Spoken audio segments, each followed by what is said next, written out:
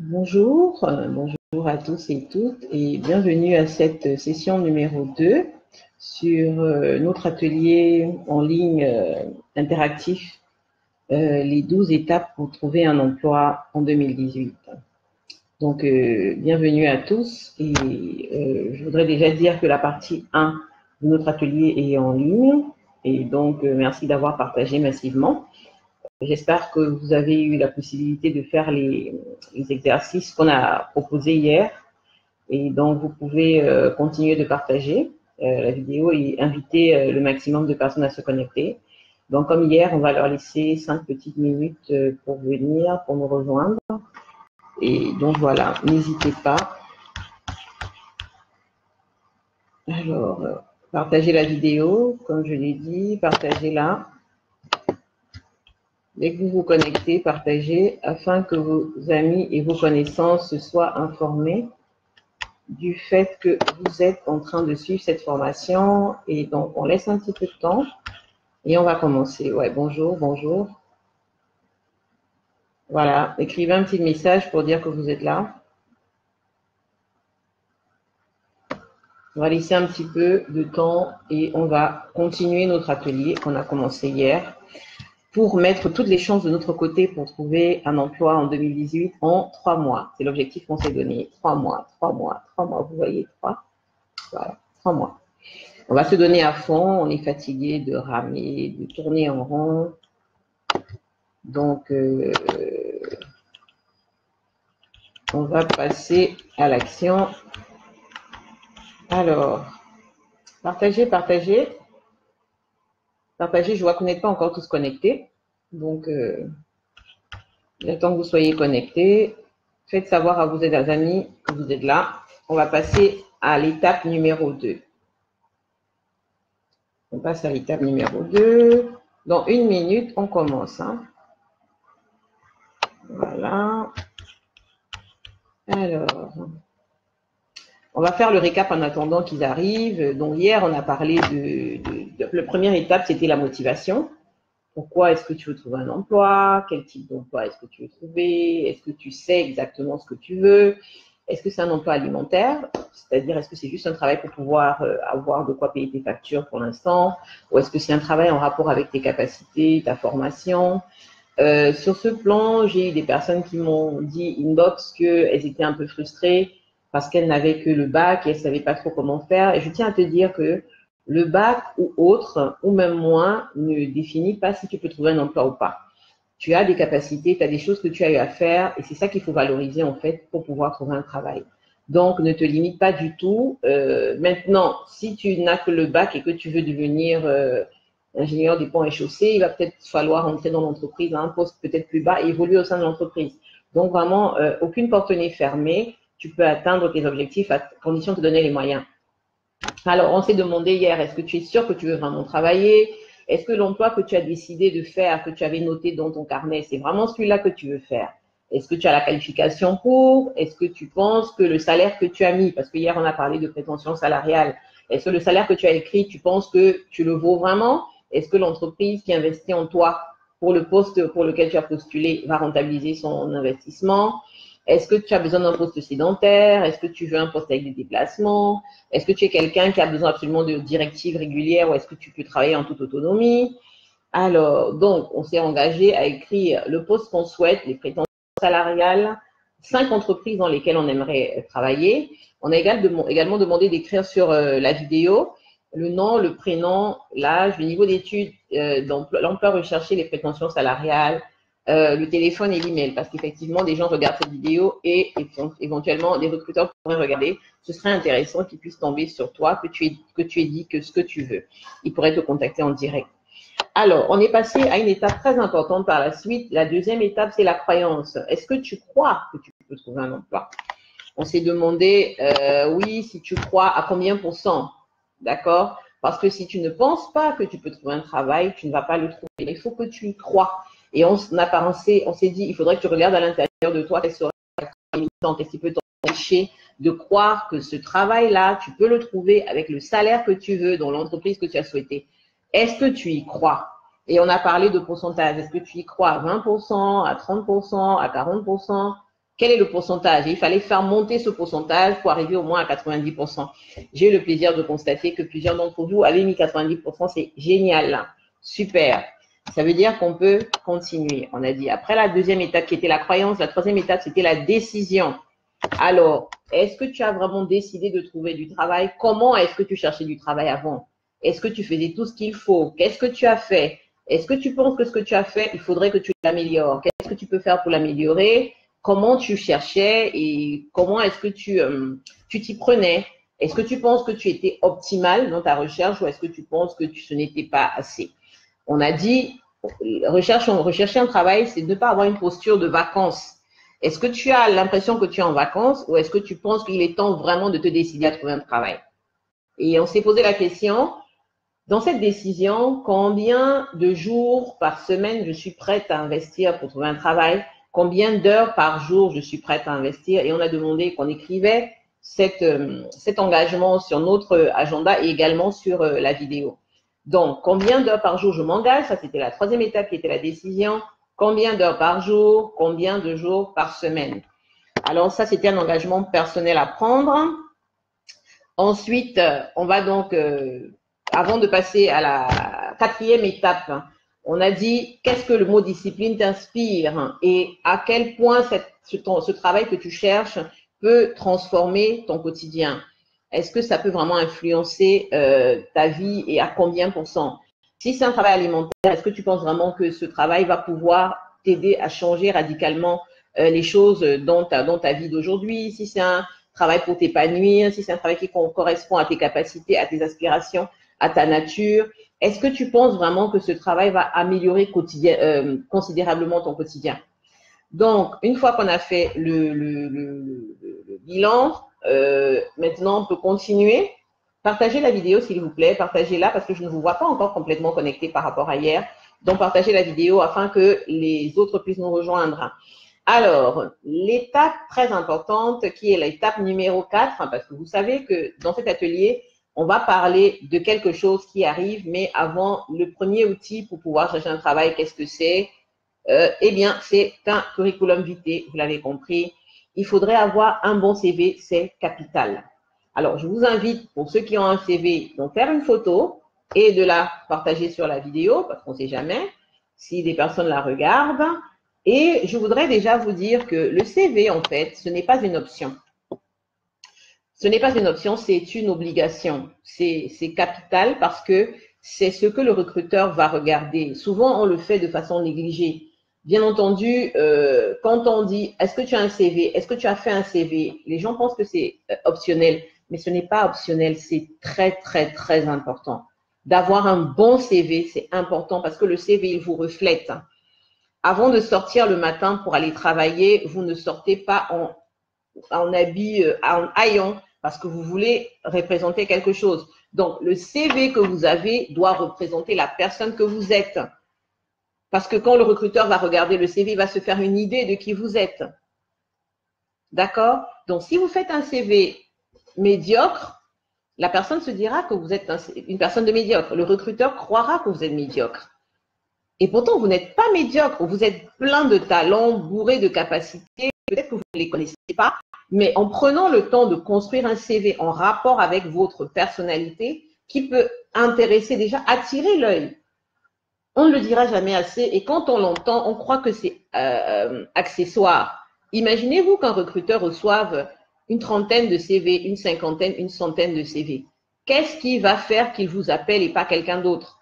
Ça, c'est parce que nous avons deux axes dans notre recherche d'emploi. Le premier axe où on va voir comment on va le faire tout à l'heure, il vous faut un outil qui est le curriculum vitae. Et cet outil, vraiment, il faut qu'il vous reflète au maximum. Il faut qu'il donne envie au recruteur de vous appeler. OK? Je vais essayer de faire une capture d'écran. Je ne sais pas comment je vais le faire. Tout à l'heure, quand je me connectais, j'arrivais à partager mon écran. Bon, maintenant que je suis déjà en ligne, je ne sais pas comment je vais le faire. J'aurais aimé vous partager en fait le CV d'une même personne et vous me direz vous comment est-ce que vous voyez ce CV-là. Si vous étiez le recruteur, est-ce que vous auriez appelé la personne qui a le premier ou le deuxième? Bon, j'arrive pas, je sais pas comment je peux faire. Je vais pas me déconnecter. Comment je vais faire ça? I don't know, je n'ai pas d'idée. Hein. Bon, je vais essayer de... Alors, la technologie, c'est pas évident. Hein. Je vais réduire mon écran pour voir si en ligne, je peux encore faire quelque chose. Bah, mon écran, c'est comme si j'ai tout fait. Hein. Ok, bah, anyway, il faudrait que vous ayez 2 exemples de CV. Je vais essayer de vous les partager tout à l'heure. Est-ce que moi, je peux partager quelque chose ici? Je voudrais essayer de partager 2 CV pour que vous puissiez voir la différence, quoi. Moi, j'arrive à le voir, mais vous ne le voyez pas. Bien entendu, parce que vous n'êtes pas sur mon écran. Bon, je vais essayer de faire une image du CV que je souhaite et de vous l'envoyer tout à l'heure. Donc, essayez déjà de nous envoyer un CV. Envoyez les CV, faites des photos de vos CV et vous les envoyez. Peut-être qu'on pourra trouver...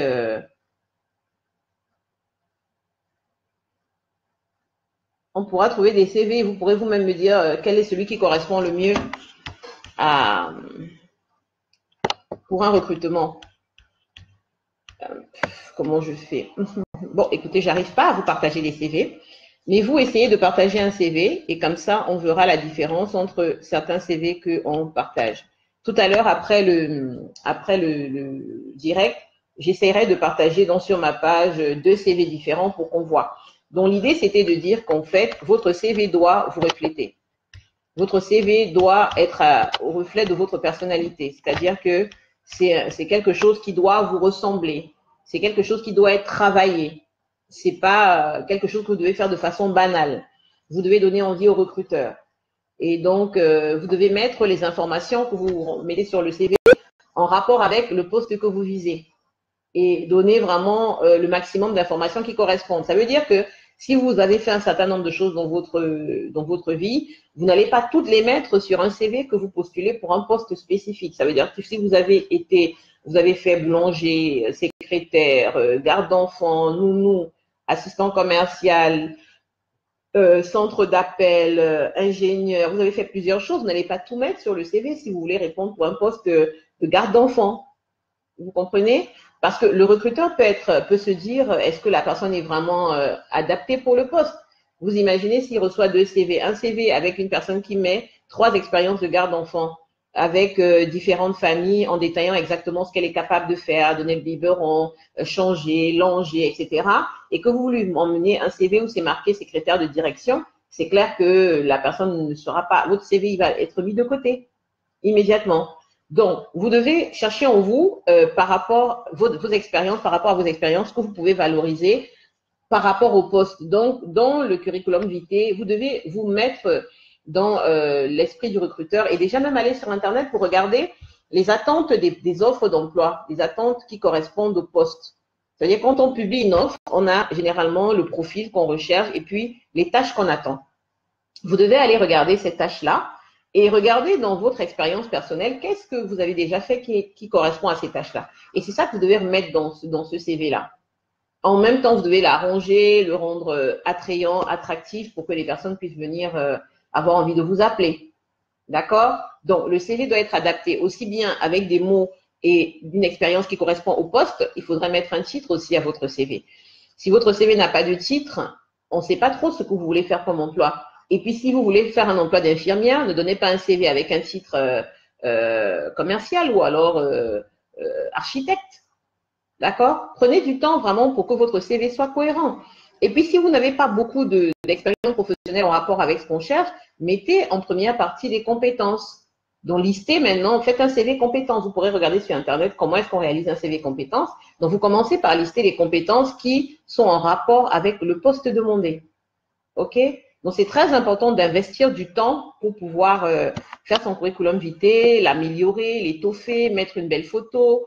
Vraiment, prenez du temps. Si vous pouvez même prendre les services d'un graphiste pour pouvoir réaliser ce CV, ce serait parfait. C'est vraiment une étape importante, une étape capitale pour pouvoir attirer le recruteur. Cinquièmement, pensez à une récompense. tout travail mérite salaire. Pensez à une récompense. Quelque chose que vous pourrez vous offrir avec ce premier emploi. Dites-vous que si vous trouvez ce travail en 3 mois, vous offrirez quelque chose de spécifique, vous offrirez un cadeau particulier et pensez à ce cadeau-là avec ce premier salaire. Pensez à quelque chose que vous vous feriez comme plaisir à vous-même parce que vous êtes en train de vous donner les moyens, vous assistez à cette formation parce que vous voulez vous donner les moyens de trouver un travail en 3 mois, un emploi qui correspond à ce que vous avez souhaité. Donc, en 5e, je voudrais que vous preniez le temps de penser à la récompense que vous allez vous faire à vous-même. La récompense que vous allez vous donner. Parce que vous méritez une récompense. Vous méritez un cadeau que vous allez vous offrir avec ce premier salaire. Donc, pensez-y, notez-la sur votre carnet. Vous savez, depuis hier, on dit il faut noter, prendre un carnet et noter les choses importantes. Maintenant, on va passer à la 6e étape qui est activer son réseau. Voilà. Avec le CV, vous pouvez faire des candidatures spontanées. Bien sûr, vous pouvez faire des candidatures spontanées, vous pouvez répondre à des offres. D'ailleurs, j'ai mis des offres. Nous avons un groupe WhatsApp au Cameroun où les offres défilent. Il y a Christian Bologo qui est l'administrateur de ce groupe WhatsApp. Donc, tout à l'heure, si vous voulez faire partie du groupe, vous pourrez demander ses coordonnées et lui envoyer votre numéro de téléphone. Il vous inscrira sur le groupe. Donc, du coup, il y a des offres qui défilent tous les jours. Donc, vous pouvez sélectionner des offres et y répondre. Bon, c'est une possibilité. Et donc, cette possibilité-là, c'est la possibilité standard. Répondre à des offres ou alors faire des candidatures spontanées aux entreprises, aux 5 entreprises que vous avez sélectionnées. Vous enverrez votre CV bien fait avec une lettre de motivation adaptée, pas bateau, adaptée. Vous déposerez à la grille de l'entreprise contre des charges.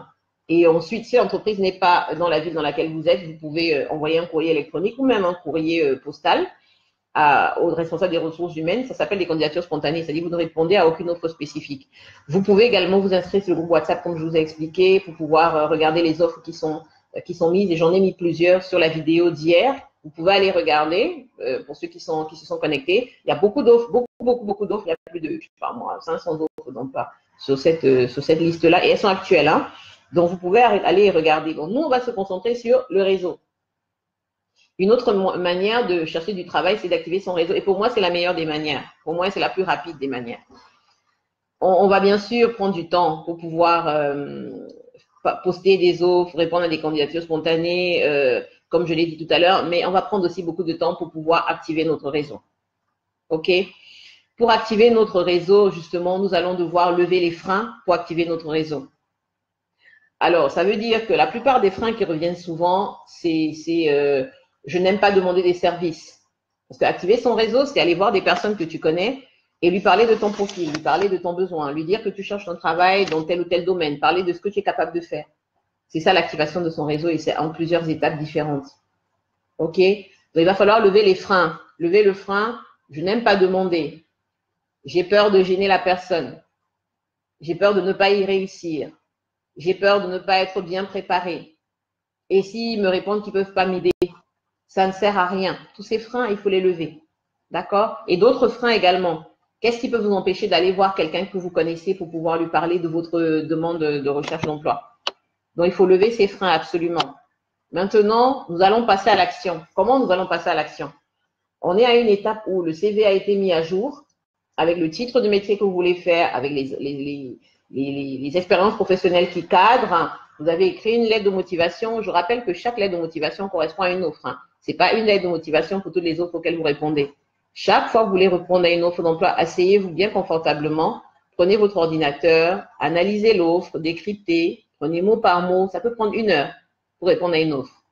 Parce que c'est important. Vous êtes en train d'investir en vous et vous ne savez pas où ce CV ou cette lettre de motivation va arriver. Vous ne savez pas si c'est aujourd'hui qu'on va vous contacter ou plus tard. D'accord?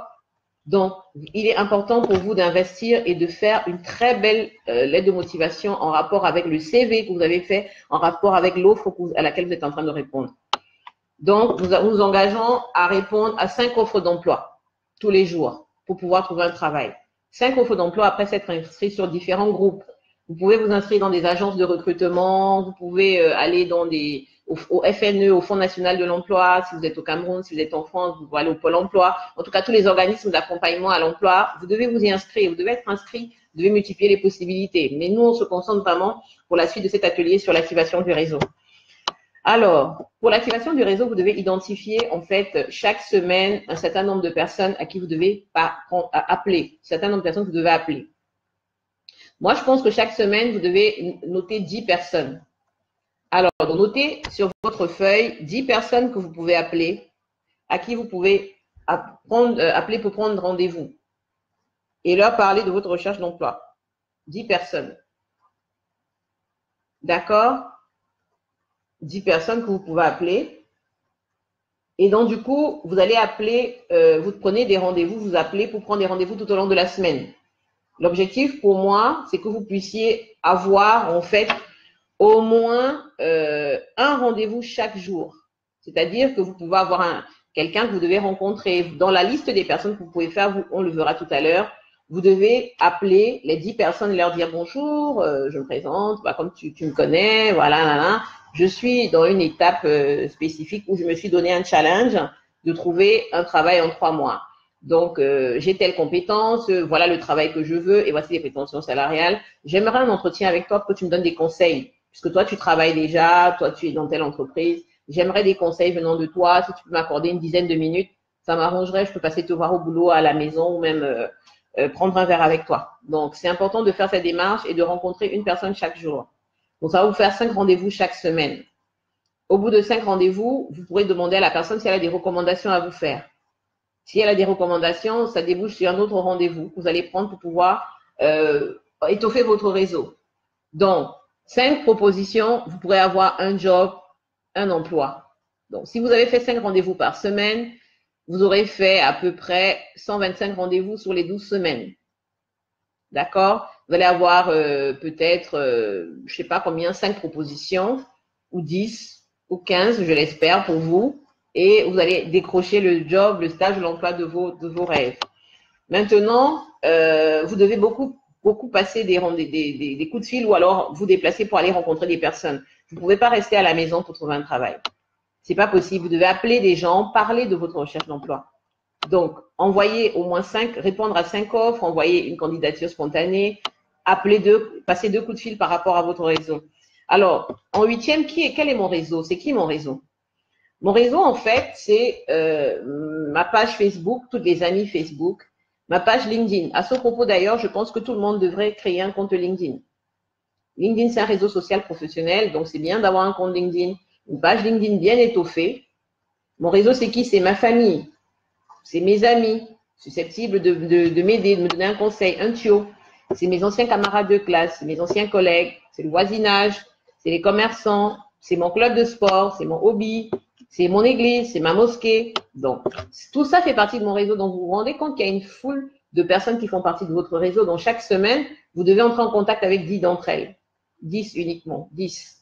Et donc, si vous entrez en contact avec 10 d'entre elles, vous pourrez avoir des rendez-vous avec des personnes qui vous donnent des conseils pour améliorer votre CV, pour des tuyaux, des pistes qui peuvent vous dire, voilà, on recrute dans telle entreprise.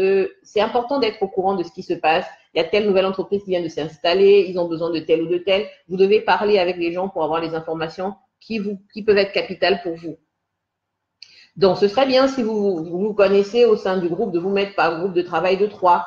Vous pourrez faire une réunion par semaine entre vous pour pouvoir voir comment vous avancez et vous encourager mutuellement. D'accord? Autre chose qui est important, c'est le personal branding. Ça, c'est en 9e. Le personal branding, le branding personnel. Alors, ton compte Facebook et ton compte LinkedIn, où tu publies des rapports, des articles tous les jours, tu postes, etc. Est-ce que c'est une page qui te reflète, qui ressemble à toi, ou c'est une page free? À partir d'aujourd'hui, il faut que tu décides de transformer ta page Facebook et de devenir un professionnel du domaine pour lequel tu cherches un travail. Un professionnel de ton secteur d'activité.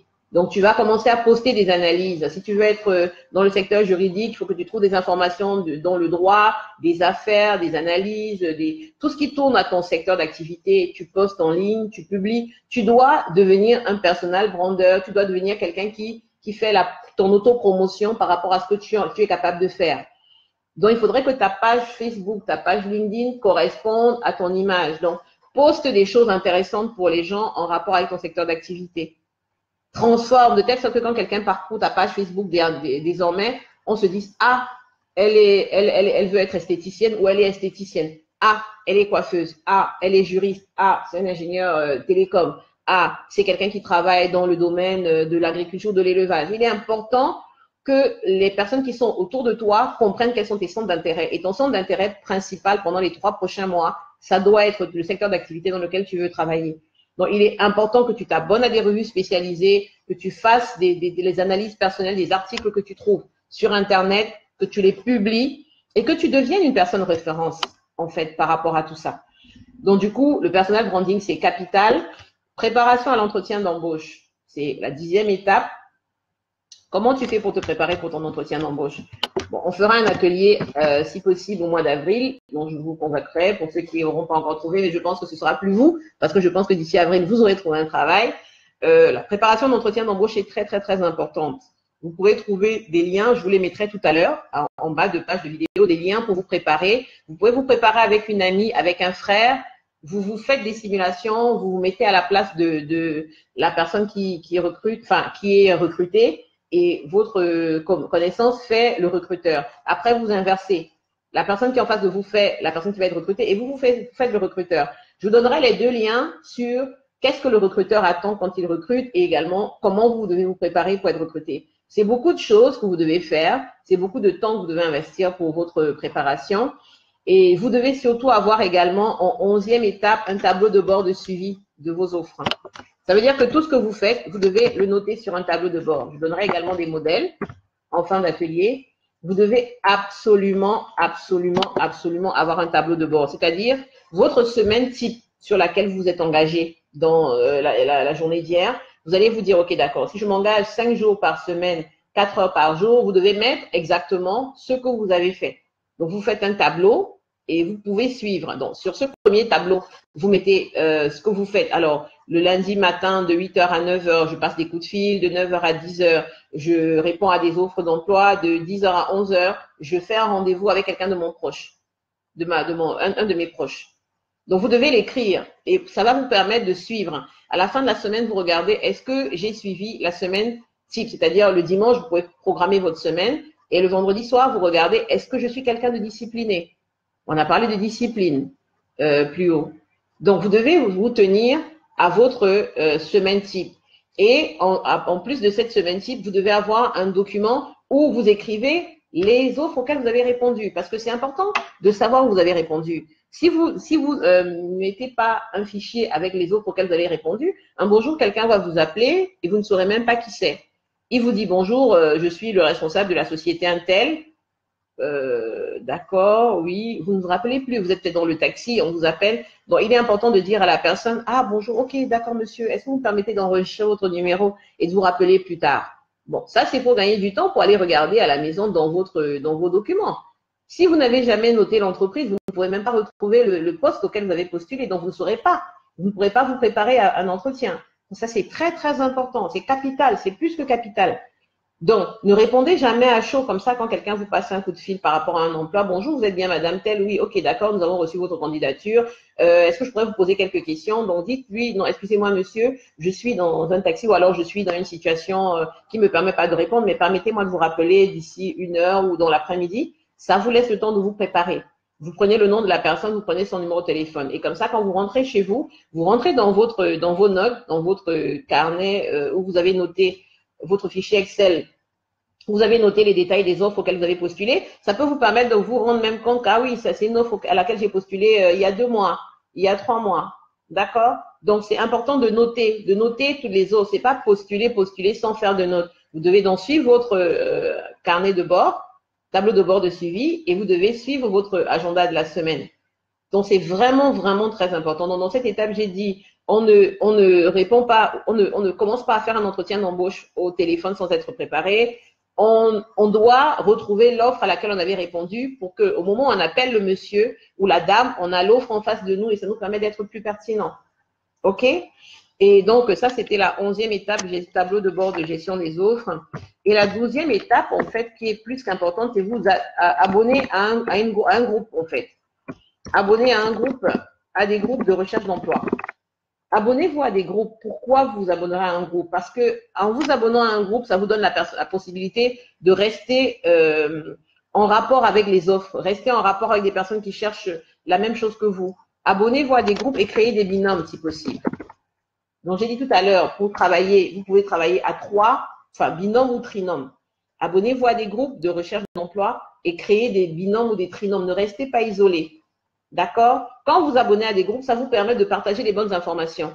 Une fois que vous êtes en train de partager les bonnes informations, votre cerveau reste éveillé par rapport à la recherche d'emploi. Ça veut dire que s'il y a un salon, un forum d'emploi, partagez-le. Si vous recevez une information par rapport à un forum d'emploi, préparez-vous à y aller. Déplacez-vous pour aller à tous les endroits où on traite d'emploi.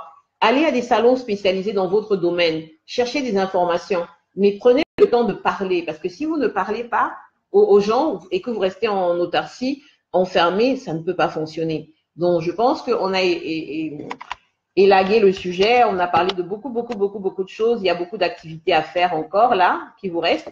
Je voulais vous montrer un exemple de CV avant-après. J'espère que je pourrai vous le poster sur cette vidéo. Je vais filmer les CV et vous les envoyer. Ça vous permettra de voir la différence. L'aide de motivation en accord avec ce que vous voulez faire. Personal branding. Allez vers votre réseau. Engagez-vous à rencontrer 1 à 2 personnes chaque jour. Répondre à 5 offres d'emploi. Avoir une bonne lettre de motivation. Être au fait. Rencontrer, être inscrit au FNE, à tous les organes de l'accompagnement à l'emploi. Participer à des salons aussi bien d'emploi que professionnels dans votre réseau. Je pense et je suis certaine qu'au bout de 3 mois, vous aurez trouvé un emploi.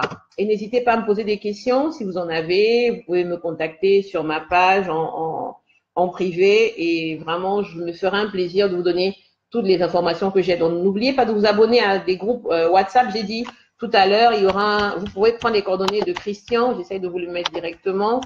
Les coordonnées de Christian qui vous inscrira à un groupe WhatsApp où il y a pas mal d'offres d'emploi. Et vraiment, prenez la décision de répondre. Que ce ne soit pas juste que vous êtes inscrit et puis et vous ne faites rien, vous ne répondez pas. Prenez le temps d'y répondre. C'est très important. Prenez le temps de faire tout ce qu'on a évoqué en ce moment et vous allez voir, vous allez trouver un travail beaucoup plus rapidement que vous pouvez le penser.